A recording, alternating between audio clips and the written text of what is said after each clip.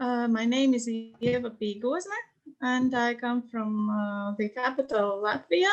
And Latvia is the middle one of the three Baltic states.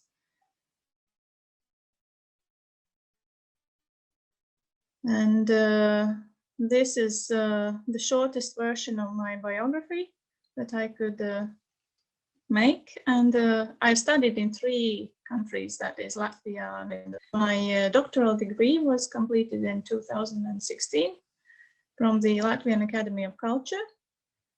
And that was on a topic that I'm going to show you in the next slide.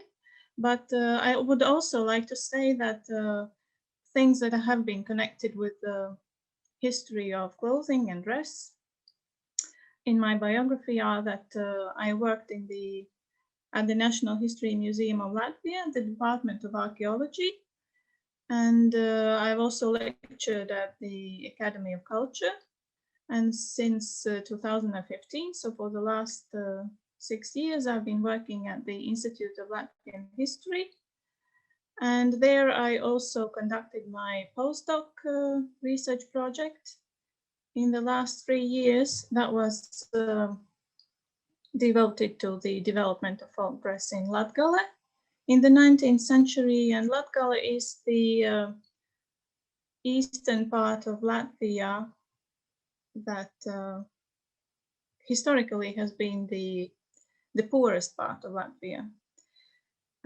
But most of the traditions have been saved there better than other places.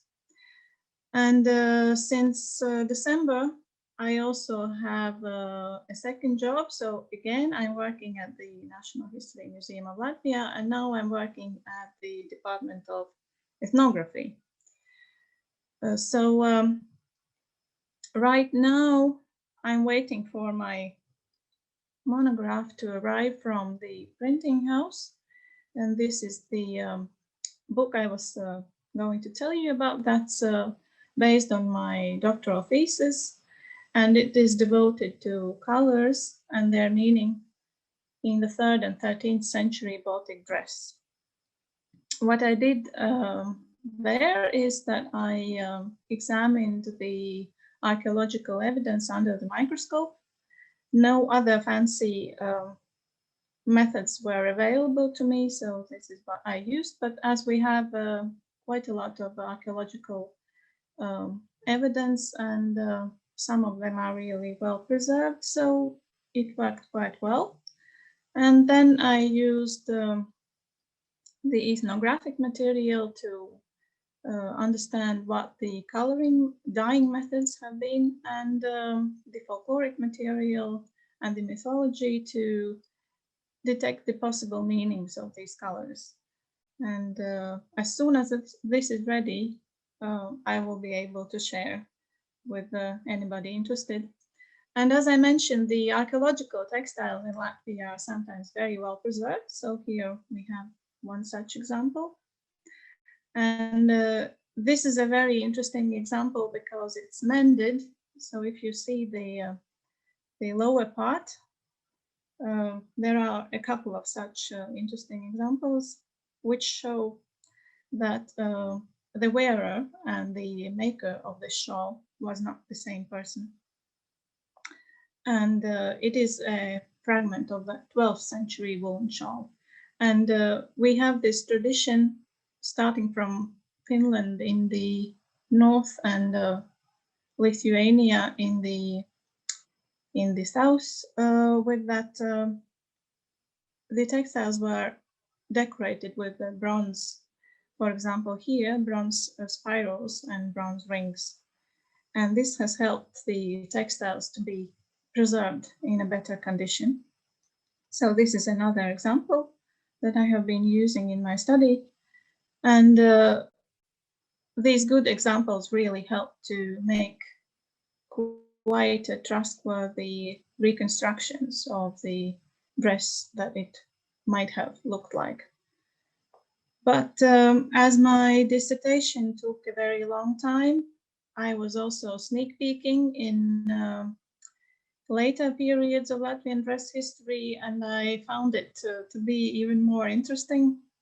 And for the last 6 years, since I'm working at the Institute, I've been working with the textiles and especially dress from the 19th century, sometimes the end of the 18th century, sometimes the beginning of the 20s, but mostly the 19th century. But again, I'm sneak peeking in the 20th century and later periods. So I'm always interested in everything that is available. Here I have just some examples of the 19th century clothing, a fragment of a shawl and embroidered collar of a shirt or a chemise. But what I really find interesting with working with the latest materials is that there are so many sources and they are of so many kinds. So we also have the iconographic sources, we also have the written sources. This is what we miss in archaeology, and I really enjoy this later period source availability. Here I'm going to show you just one of the items that I have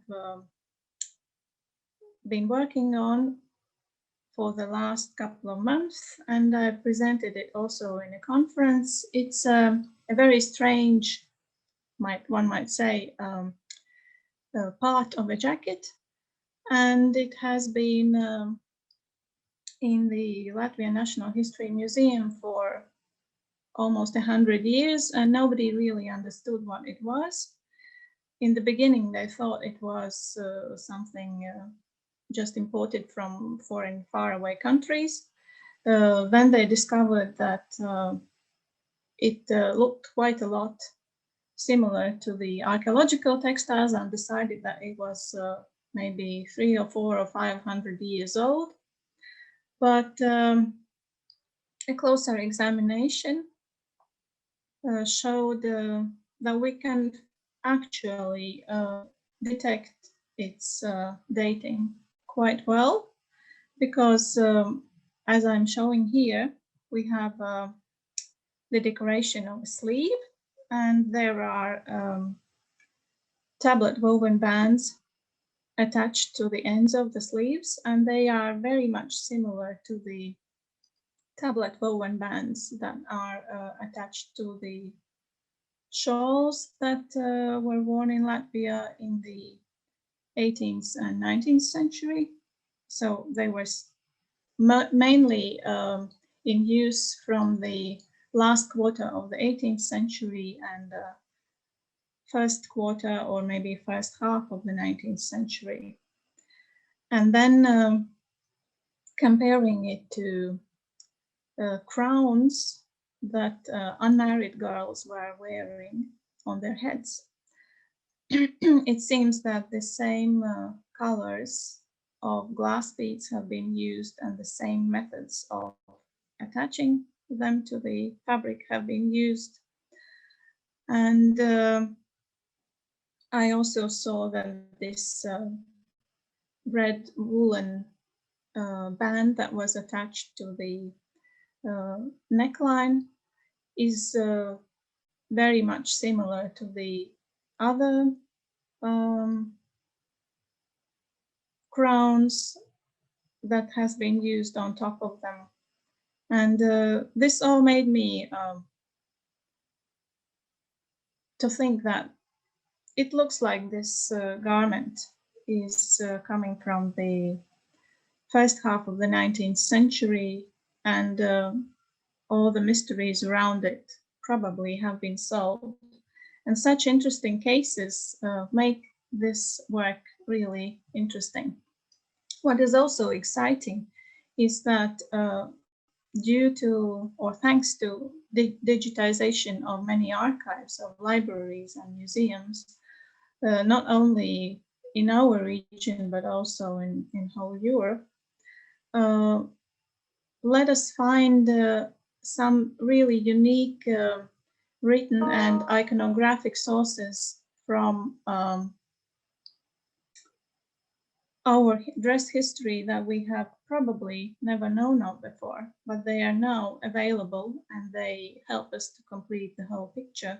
And that is a really exciting process.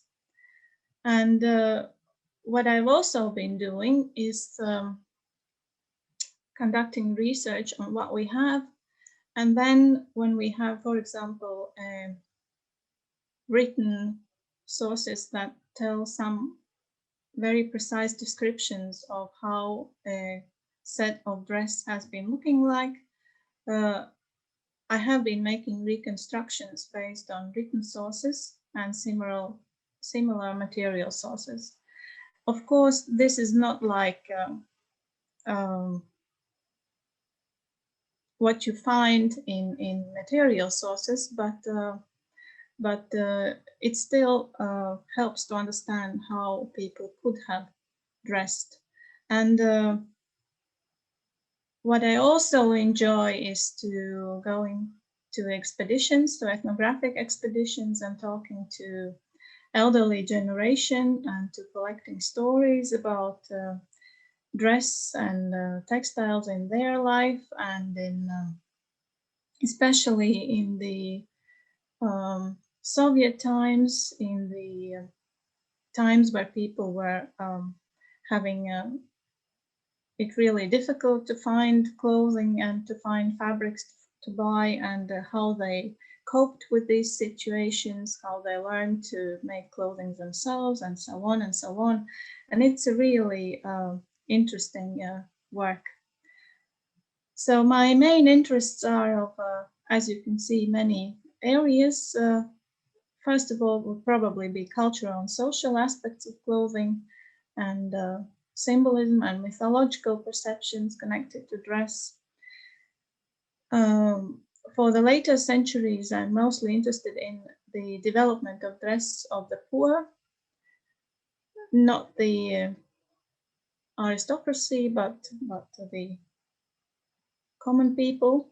What mostly interests me in the history of dress is dating and chronology. And what I have been doing lately in my articles also is revising previous research and detecting political and ideological bias in dress history. And when you try to get rid of that, sometimes a completely different picture arises. So I'm, as I mentioned, very much interested in personal stories through interviews and history of everyday life. And here I have some of my contacts and details, and I would really like to make more contacts with people in the group and to work together. So that's about it. Thank you.